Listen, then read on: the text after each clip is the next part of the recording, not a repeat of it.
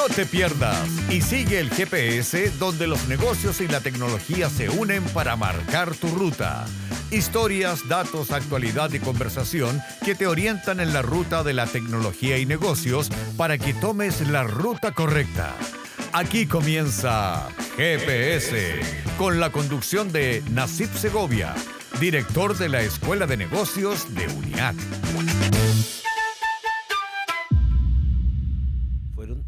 Padres o padrastros o como le quieras llamar de la inteligencia artificial.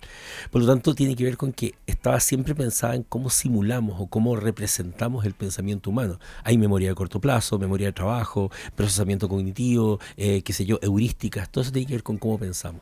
Entonces, lo que hace la inteligencia artificial es ampliar la forma en que pensamos. Nos aumenta la capacidad de memoria, nos aumenta la capacidad de procesamiento al mismo tiempo, nos aumenta. Entonces, cuando lo miramos de esa forma, la tenemos que usar distinto.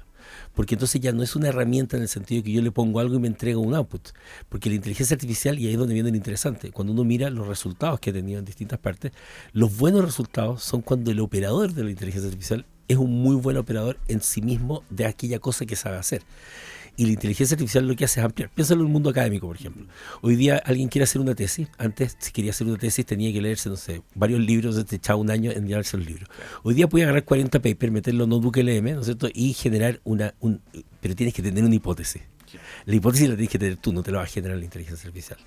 Entonces, cuando lo entiendes de esa forma, no le pides cosas que no debería entregarte, sino que le pides aquello que tú mismo estás pensando. Y ahí es donde se potencia, ahí es donde tengo el mejor vendedor, ahí es donde tengo el mejor gerente de venta, ahí es donde tengo el mejor gerente de operaciones. Pero cuando abren el ChatGPT o abren el Copilot simplemente para meterle una instrucción a ver si les entrega algo, no funciona. Entonces, por eso es una infraestructura cognitiva. Entendiendo cognitivo como proceso de pensamiento, es una infraestructura. Herramienta, le meto algo, sale algo. Infraestructura es algo que yo utilizo como si fuera un brazo biónico, pero solamente es una extensión biónica de tu cerebro. Es lo más cercano a lo que alguna vez tienes que haber escuchado la palabra transhumanismo. Totalmente. Claro, pero uno sabe que la IA es tecnología. Entonces, cuando uno habla de infraestructura cognitiva, claro, ¿qué cambia concretamente en la manera en que la persona o la empresa debería utilizarla? Concretamente cambia en que cuando yo lo ocupo como herramienta, lo que hago es capacitar. Entonces hago una capacitación para que se aprenda la herramienta y que se aprenda que el botón va arriba, que el botón va abajo y certifico que se capacitaron y estamos ok. Y con las herramientas pasa eso. Si yo aprendo a usar Siebel, por ejemplo, o aprendo a usar el SAP o lo que sea, una vez que me aprenda todos los botones y el procedimiento, ya aprendí, ya puedo decir que mi empresa aprendió. Pero con la inteligencia artificial la gente va mejorando todos los días. Porque es como el aprendizaje humano. En el fondo, siempre voy haciendo una cosa nueva. Lo que haces es aprender como unas piezas de Lego que las puedes moldear de distintas formas. Entonces, de pronto te sirve para mejorar tu proceso. Y entonces automatizas parte de tu tarea y tienes más tiempo para hacer otras cosas. Y entonces ahí surge un espacio para la creatividad. Entonces las personas se ponen más creativas. Y entonces puedo innovar en proceso. Y al innovar en proceso ya empiezo a hacer cosas distintas. Por ejemplo, empiezo a entregar, un onboarding distinto para los clientes. Y entonces mejoro mi producto. Y si mejoro mi producto, entonces a lo mejor le gano la competencia porque tengo un producto mejorado. Y al mejorar el producto y ahorrar en tiempo, entonces tengo un espacio para transformar a lo mejor una de mis áreas en un negocio en sí mismo y lanzo una startup. Y de pronto mi empresa empieza a generar un formato de funcionamiento distinto donde la innovación ya parte de las personas, una vez que ahorraron las tareas, que esconde casi todos los gerentes como usémoslo para ahorrar tiempo. Ya, ahorramos el tiempo, pero ahora podemos innovar en procesos y hacer cosas nuevas y distintas. Y podemos lanzar 3 startups a lo mejor. Y de pronto a lo mejor cambió el negocio. Cuando lo miras así, realmente aparecen las oportunidades. Y si no, lo único que hace es ahorrar horas. Claro. Entonces, la IA de alguna manera está amplificando lo que una persona ya sabe y es capaz de hacer. Totalmente. Entonces llegamos al concepto central, que es donde partía y hacía esta forma disruptiva, diría yo, del planteamiento del humano aumentado. ¿Quisieras comentarnos qué es exactamente el humano aumentado? Sí, mira, el humano aumentado es justamente un humano que toma sus capacidades y las lleva al máximo. Entonces uno podríamos, de acuerdo a lo que dije antes, entonces usar la inteligencia artificial y las lleva al máximo. Pero ahí es donde está el detalle. Te voy a contar algo que no todo el mundo sabe, pero por supuesto, los seres humanos estamos súper felices y nos sentimos súper contentos porque tenemos libre albedrío, ¿no es cierto? Es una mentira, no lo tenemos. En realidad lo que ocurre es que tomamos decisiones basadas en nuestras emociones, ¿no es cierto? Algo nos da rabia, nos da hambre. Hay veces que tienes hambre y tomas una decisión distinta y te sientes libre. Lo que te enseñaron, entre los 0 y los 7 años, nuestro cerebro tiene el doble de conexiones neuronales y a los 7 años se genera una poda. Entonces si te dijeron, no sé, el dinero es sucio, después te va a costar ganar plata. O sea, a ese nivel tenemos trauma. Nacimos en un país, tenemos prejuicios, tenemos desregulación emocional y todo eso, y de ahí tomáis las decisiones. Entonces los gerentes van y dicen, no, yo tomo decisiones con datos. ¿Ah? Pero igual si la señora lo retó cuando iba saliendo de la casa, va a tomar una decisión distinta. Entonces, ¿cómo es que uno va transformándose en un superhumano? Primero es la regulación de las emociones. Yo diría que lamentablemente en los colegios no se enseñan y en ninguna parte enseñan a regular las emociones. Eso permite ser un poco más objetivo. Luego regular la cognición, es decir, cómo gestionamos nuestra memoria, nuestra energía, saber que hay ciertos horarios en los que podemos trabajar mejor y otros horarios en los que trabajamos peor porque estamos más cansados, no estar mirando el teléfono porque nos gasta cognitivamente. Y con eso controlado y regulado, agregamos el conocimiento y ahí aprendemos. Y hoy día podemos aprender el doble de rápido o el triple o el cuádruple, ¿no es cierto? Porque podemos agarrar, como te decía, 40 papers, meterlo en un LM y generar un podcast o un video que nos enseñe. Podemos aprender por YouTube, con los videos puestos en 2X, como lo hago yo, que más así aprendo más. Entonces, aceleras la curva. Entonces, fíjate, cerebro regulado cognitivamente, emociones reguladas y más aprendizaje, ya partes de una mejor base. Y a eso suma la inteligencia artificial. Entonces, en la persona que funciona de forma normal, sin regulación y con el conocimiento básico que le entregan, versus la persona que regula todo eso y que además sabe inteligencia artificial, están a una distancia tan grande que la división va a ser gigantesca. Las personas que tomen la decisión de ser personas aumentadas van a estar en un nivel casi evolutivo diferente. Y esos son los que se van a tomar todo, no las máquinas. Entonces, en realidad, ¿a qué le tenemos que tener miedo? A la gente con iniciativa. Oye, hay algo interesante en lo que propones, porque hablas, primero le da un orden lógico. ¿Eh?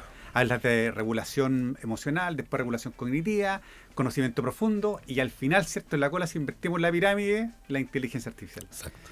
¿El orden realmente de los factores se altera el producto? O sea, ¿por qué la IA tiene que venir al final?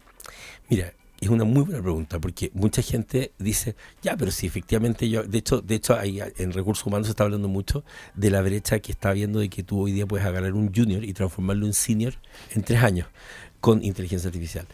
Pero el problema de eso es que tú sí puedes acelerar efectivamente, porque yo agarro, imagínate, agárrame un tema que tú no conozcas y te pongo frente al mejor modelo de Claude, a Fable 5, qué sé yo y todo, y te pides que te haga, no sé, una investigación y te muestre. ¿Cómo redacta la inteligencia artificial? Redacta muy bien la inteligencia artificial, es muy convincente. Es como que yo te dijera, mira, hoy día te voy a hablar acerca de la teoría de los vasos transparentes. La teoría de los vasos transparentes, que fue probada por el psicólogo y sociólogo Richard Strauss en el año 1957, lo que muestra es que más del 25% de la gente que está enfrentada a un vaso transparente básicamente tiene una sensación que está dada por las mitocondrias, y te estoy diciendo cualquier imbecilidad, da lo mismo, pero te la digo seriamente, ¿no es cierto? Claro. Y existe un sesgo que es el sesgo de autoridad, que la gente se toma en serio las cosas que suenan a autoridad. Entonces la inteligencia artificial te responde así. Entonces tienes menos capacidad crítica, y esa falta de capacidad crítica es la que lleva a mayores errores. Por eso es tan importante partir con lo otro, porque permite que sobre una infraestructura sana, humana, yo uso esto para potenciarlo. Pero si no, es muy posible, y está pasando ya, fíjate, con empresas que les está saliendo más caro o están gastando más plata o se están complicando más, porque llegaron y pusieron la inteligencia artificial y de pronto la gente se puso a hacer cosas, y bueno, tenías ahí empresas como Deloitte, PwC, etcétera, que han entregado informes que le han pillado y que inventaban las citas. Oye, qué interesante, Andrés. Te has trabajado como consultor en organizaciones muy distintas. Sí. Y has observado que frente a las mismas herramientas hoy día, los resultados pueden ser completamente distintos. Pero va a depender de la experiencia, va a depender incluso de la seguridad que tengan las personas, tal vez del ciclo de vida en el que esté. Sí. ¿Ah? ¿Qué has visto en la práctica y qué crees que explica esas diferencias? Una persona, por ejemplo, de diferentes edades. Mira, yo creo que el tema de la edad es súper interesante porque tiene que ver con distintas cosas. Tiene que ver, por un lado, con el ciclo vital. La psicología del ciclo vital habla, ¿no es cierto?, que la gente es adolescente, después empieza como el proceso de querer ser productiva y después llega un momento en que quiere como, no sé, consolidar y todo. Pero por otro lado tenemos también las épocas, ¿no es cierto?, y las tradiciones. Entonces, en nuestra época, nosotros somos generación X, era muy importante estudiar, terminar una carrera, tener un trabajo, todo el asunto, y eso va cambiando con el tiempo. Y de hecho pasa mucho que en la generación nuestra, a mí no se te ha pasado, pero tengo compañeros de mi generación que yo no los entiendo, que encuentran que se les pasó el tren. O sea, no sé quién se les pasó el tren, ahí me quedan todavía por lo menos 50 o 60 años más de cosas que hacer. Pero estaciones. Claro, exacto, que hay varias estaciones. Entonces, nosotros hicimos un experimento que se llamaba Futuramente, y lo que hicimos fue que agarramos como 30 cabros recién salidos de la universidad, chilenos y de otros países de Latinoamérica, y un mismo grupo de gente de sobre 45 que había dejado de trabajar y que estaba en ese periodo como que ponen en LinkedIn como buscando algo, ¿no? Y a todos los entrenamos en herramientas de marketing digital, de marca personal, inteligencia artificial, para que sean autoemprendedores. Perfecto. Pasó algo muy curioso. La gente de recién salida de la universidad reclamaba de que, bueno, que sus universidades no le habían entregado estas herramientas de autoemprendimiento y que se daban cuenta al salir que no encontraban empleo. Y como no encontraban empleo, tenían que emprender y no sabían cómo hacerlo. Por lo tanto, ahí nos encontramos que ese era un tema. Pero lo interesante es que como el 30% de esa gente, a los 2 meses ya estaban lanzando sus emprendimientos con las cosas que nosotros les enseñábamos, qué sé yo, crear un ebook, hacer una masterclass, hacer un embudo de venta, qué sé yo, hacer mail marketing, lo que fuera. A veces ni siquiera lo que habían estudiado, sino que algo, no sé, una chica hizo una consulta de tarot, por ejemplo, y en fin, da lo mismo, puntos que podían emprender. Pues lo curioso fue que la gente sobre 40 aprendía las cosas hasta cierto punto. Y algunos llegaron a tener su landing page lista para lanzar, pero no se atrevían porque tenían síndrome del impostor.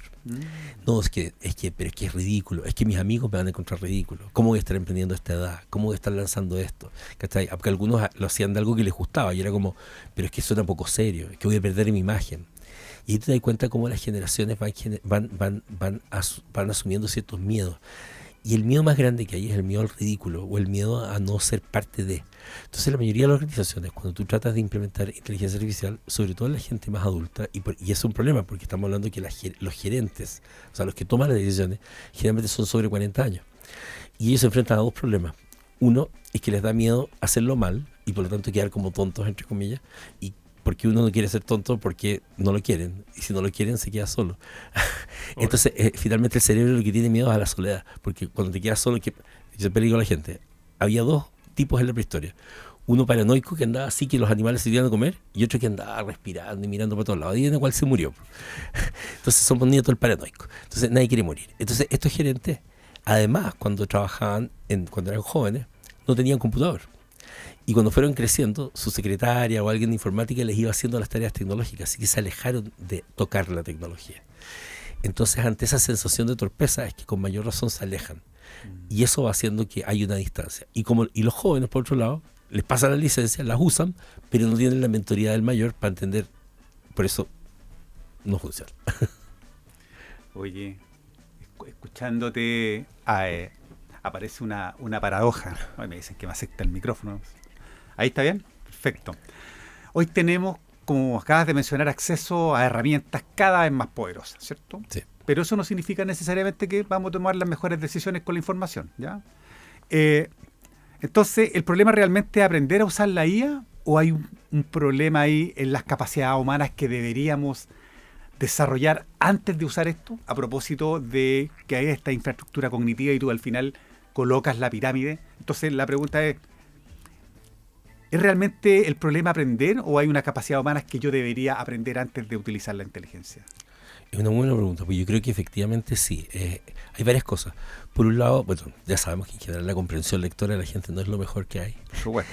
Y la verdad es que tener una buena comprensión lectora ya es una ventaja. Pero es el pensamiento crítico lo que hay que desarrollar. Y de hecho, eso, uno de los miedos que muchas veces tienen, y no sé si les ha pasado en la universidad, pero muchas veces los profes tienen miedo de que los niños o los jóvenes usen inteligencia artificial porque van a ser como trampa, entre comillas. Pero todo lo contrario, yo diría que la inteligencia artificial permite que hagan las tareas menos importantes y donde yo tendré que focalizarme. O sea, hoy día, te lo voy a poner de la siguiente forma. Hoy día yo le podría pedir a un alumno de pregrado que me haga una tesis nivel doctorado y exigírselo. Okay. Y ponerle mala nota si no es capaz de hacerlo. Porque lo que tiene que ser es capaz de desarrollar la habilidad de decir, ¿sabes qué pasa? Que en realidad si analizo las células madre, ¿cachai? No sé qué cosa, bueno, y hoy día sí puedes leerte 40 papers. Antes no podrías. Hoy día básicamente tienes 2 PhD que están en tu computador ayudándote. Por lo tanto, sí podrías hacer una tesis complicada. Entonces, que la hipótesis sea muy buena, que el análisis sea muy bueno, que el diseño experimental sea muy bueno, es donde yo podría evaluar.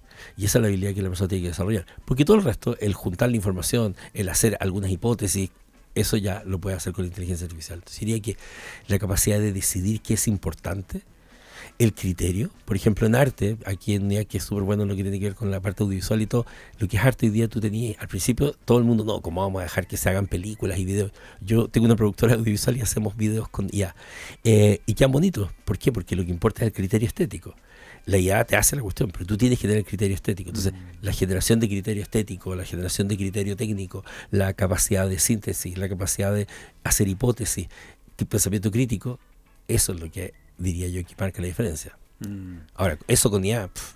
Claro, tú te adelantaste un poco, te iba a preguntar cómo llevamos eso a la universidad. Claro, y como muy bien lo declara, un estudiante tiene todas las herramientas para buscar información, resumir, hacer todo esto. Pero claro, tú ya lo respondiste de alguna manera. ¿Qué deberíamos enseñar entonces en la universidad? Pensamiento crítico. ¿Qué otras cosas ves tú que faltan? Porque hay que darle espacio. Tú hiciste una malla, hiciste un plan de estudio y hay 40, 50 asignaturas y de repente no hay mucho espacio para seguir metiendo más información. Entonces, ¿cómo podrías priorizar eso? Mire, yo creo que lo primero va a ser qué cosas puedo quitar. Ok. Porque, en el fondo, ¿qué cosas puedo quitar? Hay cosas que puedo quitar que son todas aquellas cosas que la persona podría aprender en YouTube. O sea, si tengo un ramo donde le voy a enseñar, por ejemplo, si estoy inventando en psicología, le voy a enseñar, no sé, psicología cognitiva 1, 2 y 3, a lo mejor le puedo hacer la 1 y la 2, porque la 3 son 5 o 10 videos de los mejores psicólogos del mundo que están en YouTube ya. Porque no nos olvidemos que hoy día tenía a los mejores, o sea, a los autores de los libros que tú haces que lean los alumnos, están en un podcast contando su libro completo actualizado.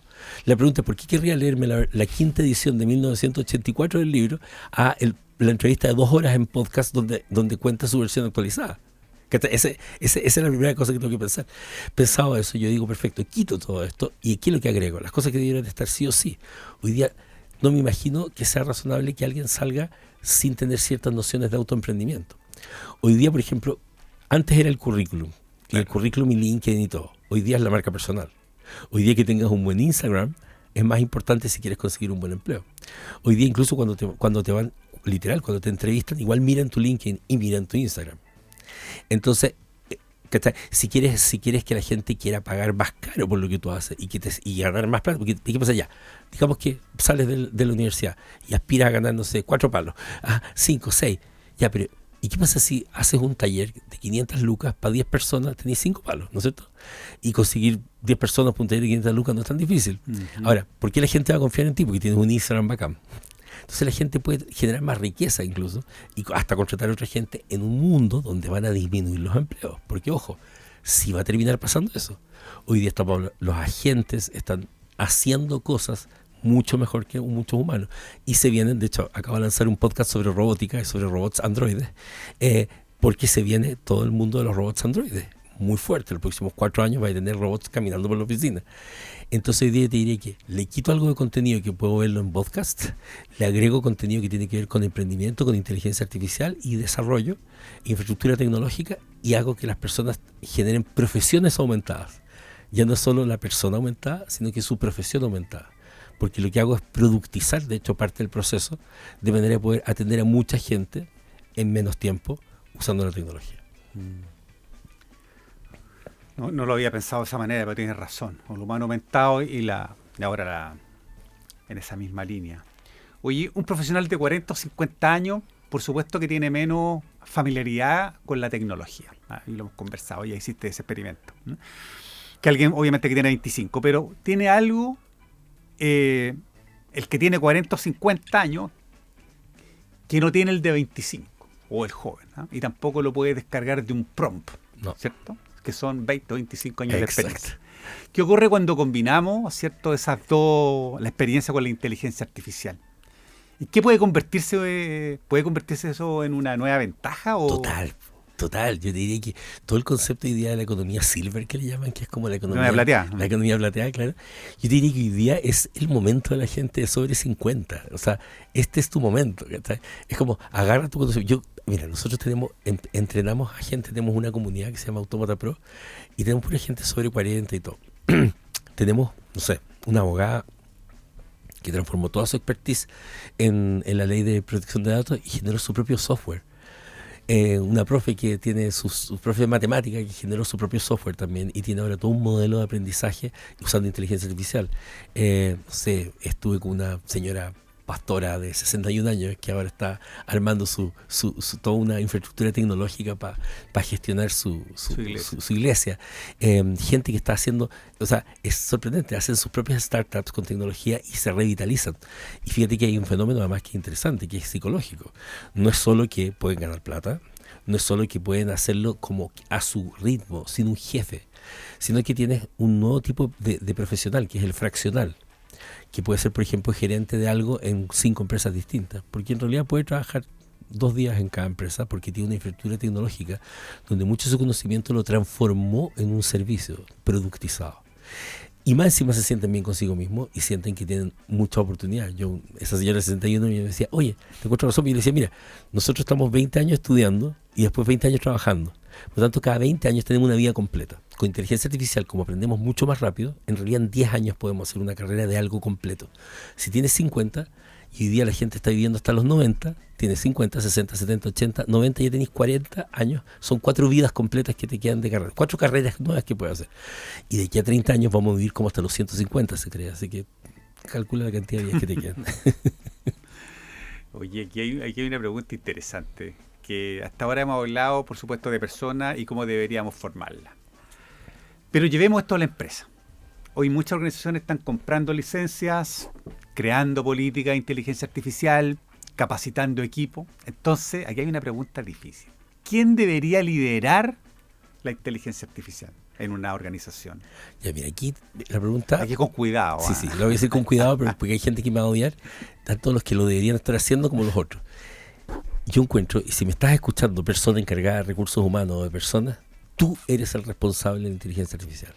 Creo que son, y si te fijas a lo largo de lo que hemos conversado, se va desprendiendo, porque yo digo, si la inteligencia artificial es infraestructura cognitiva y la inteligencia artificial es acerca de aumentar a las personas, entonces ¿quién debiera encargarse de la inteligencia artificial? Personas.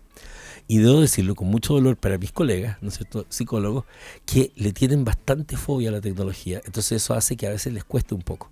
Pero la verdad es que son los que están mejor posicionados, porque finalmente esto es gestión del cambio, esto es desarrollo organizacional. Si uno lo piensa en la lógica de las empresas, que por algo cuando querían implementar SAP o algo por el estilo, al final se gastaban un montón de plata en desarrollo organizacional, porque se entiende que la gestión del cambio es lo más importante. Entonces yo creo, y como también tiene que ver como con una malla de conocimiento, y las herramientas que tienen que usar, es totalmente el área de personas. Por lo tanto, yo invito a que la gente que trabaja en el área de personas, y ahí estamos trabajando con la gente de la red de recursos humanos, con la Ilia González, qué sé yo, todo, en cómo vamos a ir fortaleciendo esas habilidades. Porque claro, efectivamente pasa, y es un fenómeno que yo entiendo, que las áreas de personas, así como el área de tecnología, de hecho, muchas veces las empresas las miran un poco así como que entregan un servicio. Entonces los gerentes no los toman en cuenta para las decisiones estratégicas a veces. Es como, y también entiendo a la gente de tecnología que hace lo mejor por poner la mejor tecnología, y más encima tienen que asegurarse que no los hackeen, que no haya problemas de seguridad, o sea, no es menor. Entonces yo diría que debieran unirse el área de tecnología con el área de personas, y entre los dos generar la propuesta que mejoraría la empresa y pasarían a ser los que tienen más estatus, de hecho, porque son la infraestructura completa. Fijar la mente y la tecnología quería que cualquier empresa se transforme en, como diría la misma inteligencia artificial, en el siguiente nivel. ¿Hay cachado? Todos los artículos de inteligencia artificial dicen, pasa al siguiente nivel.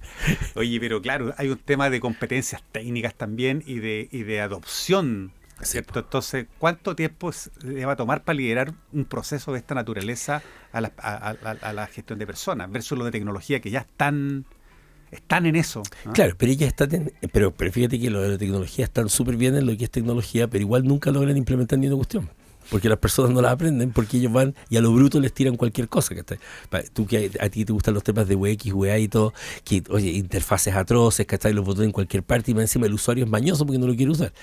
Yo te diría que es cuestión de voluntad. Nosotros tenemos un programa, de hecho, en que formamos gerentes de recursos humanos en inteligencia artificial, y es un programa de 2. Y en 2 meses tenemos gerentes de recursos humanos que han hecho sus propios dashboards y evaluaciones de 360, y ellos han hecho su software en 2 meses. Entonces, en realidad, pero porque están motivados, o sea, ellos se inscriben y hacen la cuestión y todo. Entonces, es más quitarse ese miedo, que es un miedo fuerte, pero una vez que te lo quitas, es cosa de probar. Esto, miren, si tuviera que decirlo, esto es volver a ser niños. Jueguen con la IA, agarren la cuestión, Pregúntele cualquier cosa, no se va a romper. Pregúntele la cosa más loca. ¿Puedo hacer tal cosa? El sueño que se les ocurra. Y les va a decir cómo hacerlo. Prueben después, hagan paso a paso. Busquen un tutorial en YouTube. Hagan paso a paso. Nada se va a romper. Oye, imaginamos que te está escuchando un gerente general, ¿ah? Y tiene el presupuesto para comenzar la próxima semana. Puede invertir en mejores herramientas, comprar licencias, seguir capacitando o mejorar las capacidades de las personas. ¿Cómo equilibraríais los recursos? ¿Cuál sería, dónde pondrías primero los recursos para mejorar esto? Yo pondría primero las capacidades de las personas. Sobre todo, si muchas empresas ya tienen Office 365, así que tienen Copilot, por lo tanto pueden partir usando eso. Y puedes usar con inversión bastante baja en inteligencia artificial. No tienes para qué comprarles a todos cloud versión de $100, ¿cachai? Entonces, en realidad, primero yo lo que haría sería como tipo laboratorio, de hecho. O sea, como una especie de desafío. ¿Sabes que tienen todas las áreas? Van a hacer un taller, van a aprender las cosas básicas y todos van a poner un desafío de algo real que tienen que construir, que facilite algo. Nada ultra complicado. Puede ser algo que te haga las propuestas más rápido, puede ser un buscador que sea mejor, lo que sea. Pero cada gerente que tenga un pequeño desafío y lo haga en los próximos 3 meses. Lo haga él mismo. O sea, que él mismo lo haga en su computador. Y a ese sí le doy una licencia un poco más grande para que haga los tutoriales necesarios. Cuando la gente que trabaja para él empieza a usar esa cosa, va a decir, el jefe lo hizo, yo también puedo. Y ahí empieza a ocurrir. Entonces, y de ahí al final de año hago unos premios, por ejemplo. Entonces, ¿cachai? Lo interesante es que ese gerente general va a poder empezar a decir en LinkedIn todos los días, oye, nuestra empresa ya está transformándose en IA Ready, ¿cachai? Estamos llevando 5 proyectos y el directorio va a estar contento porque va a estar avanzando en función de la IA, versus decir, compré un montón de licencias, me gasté $20,000, $100,000, $200,000 y ahí está la gente aprendiendo la licencia y lo que tenemos son, alguien dijo una vez, es el resumidor de reuniones más caro que he comprado. Oye, Andrés, estamos terminando. Me gustaría que en un minuto pudieras contarnos acerca de tu empresa Autómata, ¿cierto? Y decir cuál es tu página web, tu Instagram, para que te sigan. De todas maneras, te voy a invitar al próximo programa para que hablemos de UX, de esas cosas que hoy día están cambiando la forma en que uno se está acercando a la tecnología. ¿Ah? Súper. Bueno, los invito a que vayan a Autómata, con TH, autómata.ai, como Artificial Intelligence, ¿ya? Y ahí incluso si quieren pueden hacer un diagnóstico de su empresa para saber en qué estado están, del tema de qué brecha tienen con inteligencia artificial. Así que esa otra cosa, cuando tú preguntas qué puede hacer un gerente que quiere inteligencia artificial, ¿dónde quiere invertir? Bueno, que inviertan en Autómata. Así que, pero por último, por mientras busquen Autómata también, búsquenme a mí, Andrés Bustamante, pueden encontrarme en neurobustamante.com, pueden encontrarme en LinkedIn, y en LinkedIn estoy generalmente contando todas las novedades y todo. Nuestro Instagram también es Autómata, así que la palabra. Y en YouTube tenemos 500 horas de contenido, incluyendo un programa de 120 episodios sobre el futuro del trabajo, así que perfecto. Hoy te dejamos invitado entonces a un próximo programa. Genial. Y muchas gracias por acompañarnos. Muchas gracias. Nos despedimos a todos los auditores, nos vemos la próxima semana en GPS. Aquí termina GPS, un programa de la Facultad de Negocios y Tecnología de UNIAC. No te pierdas. Y nos volvemos a encontrar el próximo lunes en radio.uniac.cl.